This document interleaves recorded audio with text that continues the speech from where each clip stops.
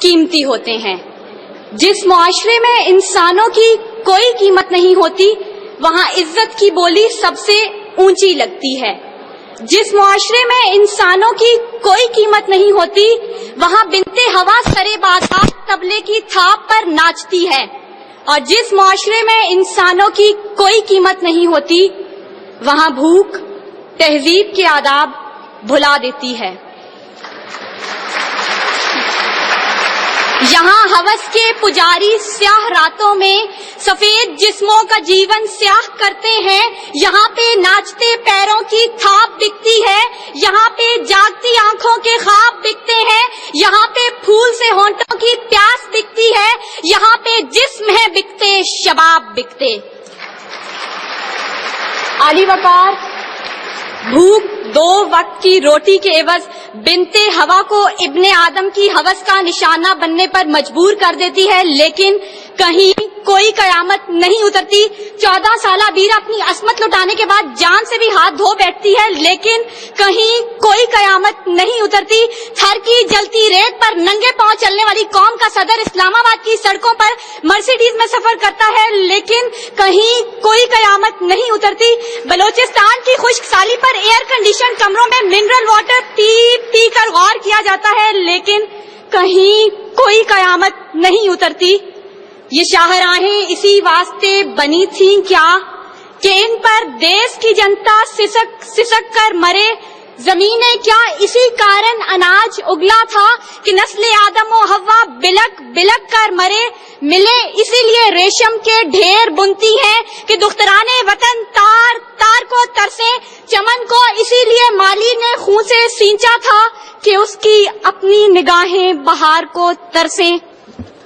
आली वकार, यह है इस्लामी जमहूरिया पाकिस्तान, जहां हर कोई अपनी धुन में मगन है। सर खुजाने की फुर्सत नहीं, दाएं बाएं की फिक्र नहीं। हर शख्स भूखा है। कोई इक्तदार का तालिब है तो कोई शोहरत का भूखा, कोई दौलत का परस्तार है तो कोई पेट का भूखा, कोई भांग के एक प्याले के एवज अपना सब कुछ निछावर करने पर आमादा तो कोई ताकत का भूखा। कह तो रजाल बढ़ता चला जा रहा है।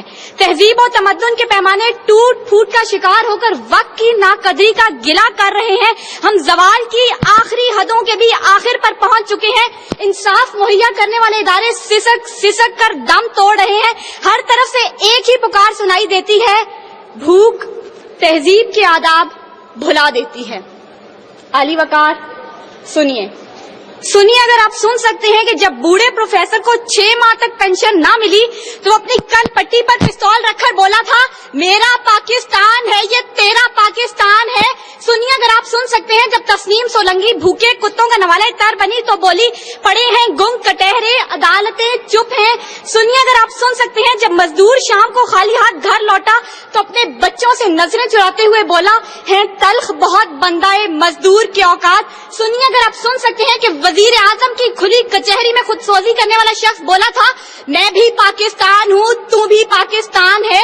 सुनिए अगर आप सुन सकते हैं जब जागीरदार के रस्सागीर गरीब हारी की बेटी को उठाकर लेके गए थे तो वो बोला था, आवाज दो इंसाफ को, इंसाफ कहाँ है। सुनिए अगर आप सुन सकते हैं कि डमा डोला के बेगौर कफन लाशें चिल्ला चिल्ला कर कह रहे हैं, नवीद दो इंसान को कि इंसान मर गया। सुनिए अगर आप सुन सकते हैं डॉक्टर आफिया सिद्दीकी आज भी सरापा सवाल है, जिम्मेदार कौन। सुनिए अगर आप सुन सकते हैं लाल मस्जिद के शोहदा कह रहे हैं, पाक फौज तू जिंदाबाद। और सुनिए अगर आप सुन सकते हैं जब बेरोजगार बाप ने अपनी 3 जवान बेटियों को मौत के घाट उतारा था तो बोला था, अजब रस्म है चारा गरों की महफिल में, लगाकर जख्म नमक से मसाज करते हैं। गरीबे शहर तरसता है एक नवाले को, अमीरे शहर के कुत्ते भी राज करते हैं।